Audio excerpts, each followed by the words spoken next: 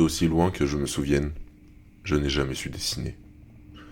Mes dessins sont difformes.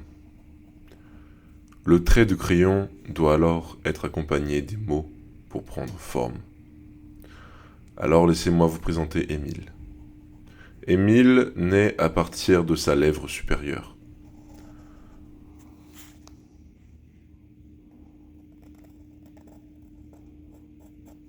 Ensuite apparaît son imposant nez qui le caractérise le plus. Je lui fais un crâne rond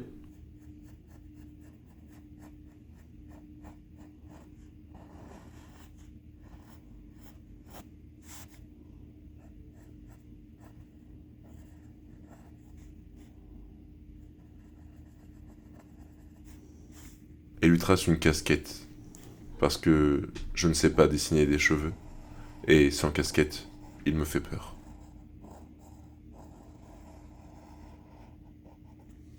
J'écrase son cou pour qu'il ne ressemble pas à une girafe. Je lui forme un ventre en arc de cercle pour qu'il paraisse chaleureux.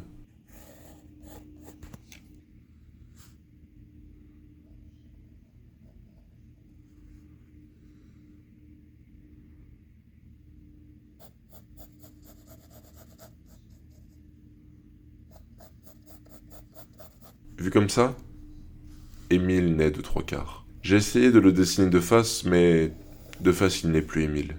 Émile est timide. Alors il se cache.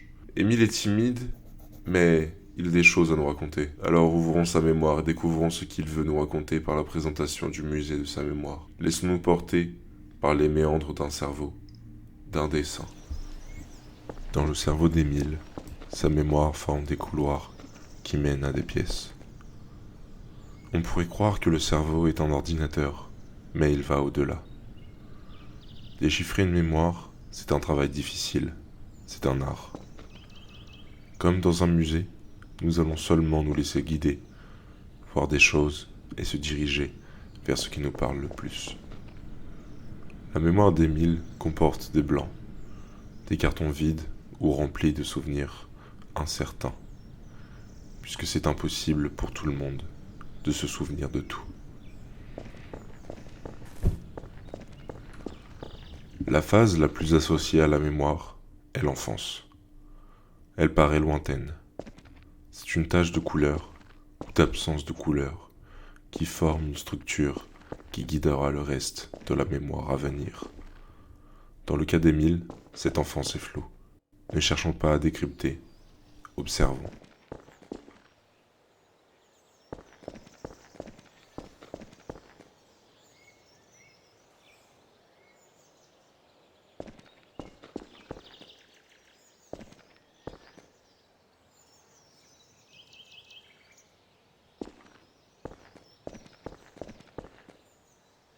Les souvenirs sont mal organisés, mais on peut discerner certaines formes. Le flou de la forme marque un souvenir lointain, ou un souvenir qui n'appartient pas pleinement à Émile. Est-ce ça ce qu'il faut se demander? Existe-t-il une mémoire commune? Sommes-nous une mémoire collective? Finalement, la mémoire d'Émile ne serait-elle pas un morceau de ma mémoire? Un morceau de notre mémoire?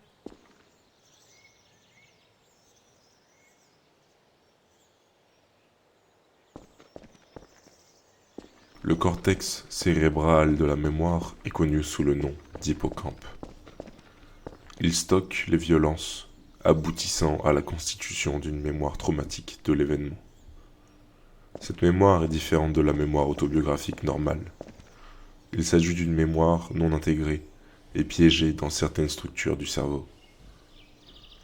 Les mécanismes à l'origine de cette mémoire traumatique sont assimilables à des mécanismes exceptionnels de sauvegarde, qui sont déclenchés par le cerveau pour échapper au risque vital que fait courir une réponse émotionnelle extrême face à un trauma. Quel trauma a vécu Émile?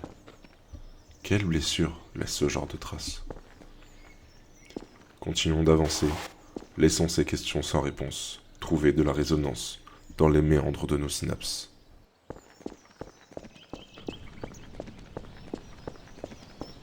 Émile nous présente un grand hangar. Un espace vacant, encore à remplir, ou peut-être déjà rempli, par la latence d'une vie incertaine, dont Émile se souvient.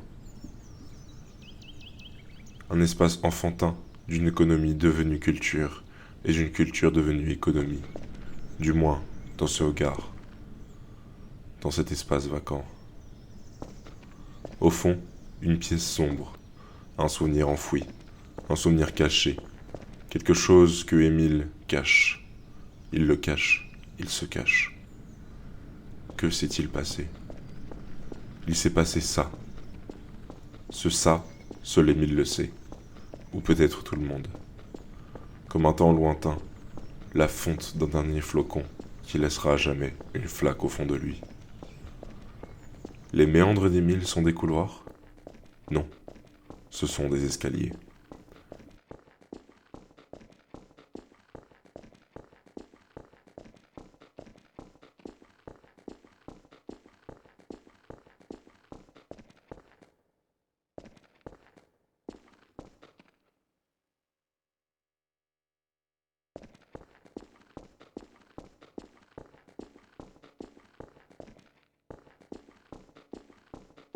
Cette pièce est une mémoire plus vive.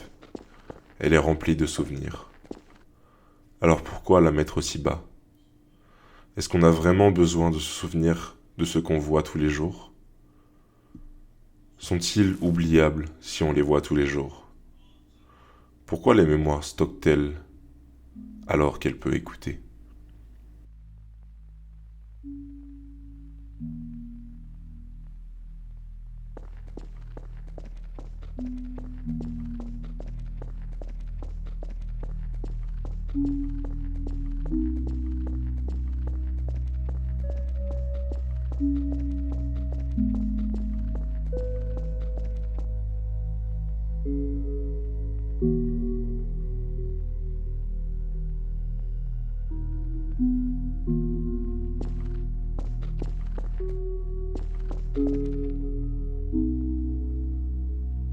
Où sommes-nous?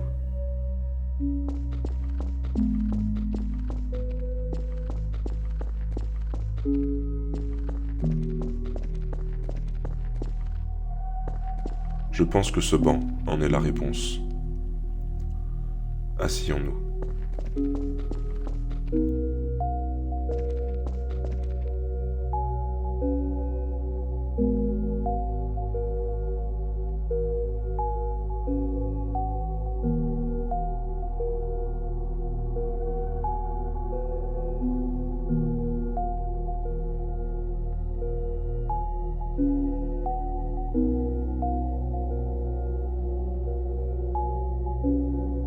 Que vois-je?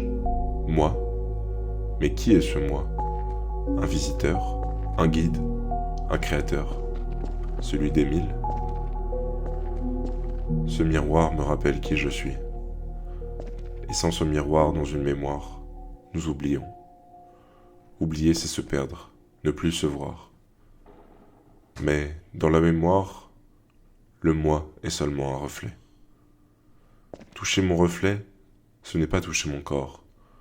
Un reflet est seulement une image, il n'est pas réel.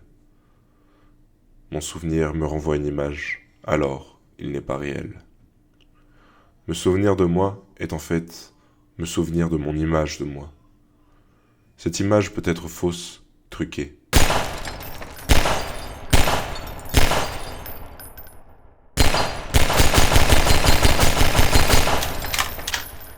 Cette image, est-ce moi? Est-ce vous? Est-ce nous? Se souvenir de son reflet, c'est se rappeler de soi? Ou se souvenir de son reflet, c'est se souvenir de son image, de ses formes, de ses expressions? Et si Émile n'est pas devant ce miroir, où est-il?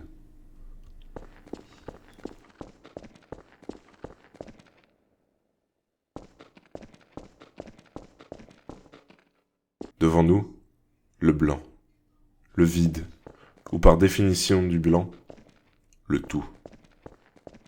Tout est clair, et confus, tout est clair, c'est bien présent, Émile s'en rappelle, c'est flou, une mémoire floue, Sa présence est rassurante. Cet espace rassurant laisse parfois des failles, des souvenirs de terreur, de frayeur, un lieu que l'on ne devrait pas visiter, L'entrée était pourtant là, juste devant.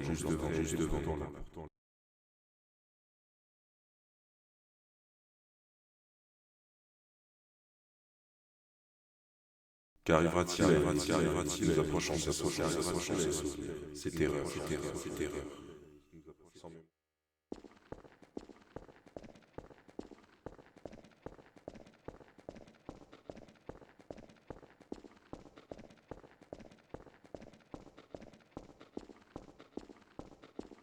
Judge those who do injustice to me. Fight with those who fight with me.